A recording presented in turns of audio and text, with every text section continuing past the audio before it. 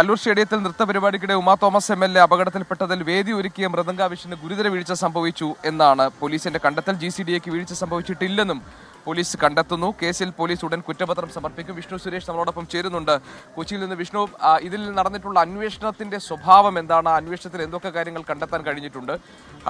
പ്രധാനപ്പെട്ട ഒരു കാര്യം, ഇതിൽ GCDAക്ക് പിഴവുകൾ സംഭവിച്ചിട്ടില്ല എന്ന് പോലീസ് കണ്ടെത്തുന്നു. അതിന്റെ ഒരു അടിസ്ഥാനം എന്താണ്? വിവരങ്ങൾ എന്തൊക്കെ?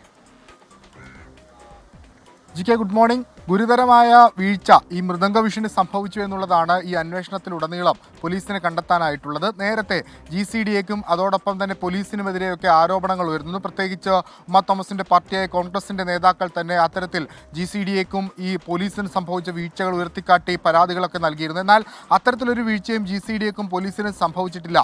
ഈ അപകടത്തിന്റെ പൂർണ്ണ ഉത്തരവാദികൾ മൃദംഗവിഷനാണ് എന്നൊരു കണ്ടെത്തലിലേക്കാണ് പാലാരിവട്ടം പോലീസ് എത്തിയിരിക്കുന്നത്. ഇതിനോടകം തന്നെ 250-ലധികം വരുന്ന ആളുകളുടെ മൊഴി രേഖപ്പെടുത്തിയിട്ടുണ്ട്. ഈ അന്വേഷണം പൂർത്തിയായി. ഇനി മൊഴി രേഖപ്പെടുത്താനുള്ളത് ഈ നൃത്ത പരിപാടിയുടെ മുഖമായിരുന്ന ദിവ്യ ഉണ്ണിയുടെയാണ്. അവരുടെ മൊഴി ഏകദേശം ഈ മാസം തന്നെ രേഖപ്പെടുത്താനുള്ള ഒരു തീരുമാനത്തിലേക്ക് എത്തിയിട്ടുണ്ട്.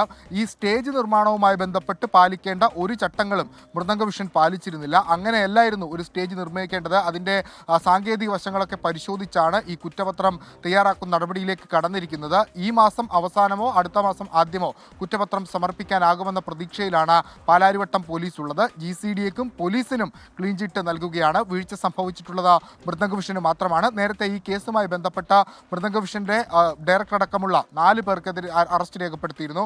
2 കേസുകളാണ് ഈ കലൂരിലെ നൃത്തപരിപാടിയുമായി ബന്ധപ്പെട്ട് എടുത്തിരിക്കുന്നത്. അതൊന്ന് ഉമാ തോമസ് വീണ് പരിക്ക് പറ്റിയതുമായി ബന്ധപ്പെട്ടുള്ള അപകടവുമായി ബന്ധപ്പെട്ട കേസാണ്. മറ്റൊന്ന് മൃദംഗവിഷന്റെ സാമ്പത്തിക ഇടപാടുകളുമായി ബന്ധപ്പെട്ട കേസാണ്.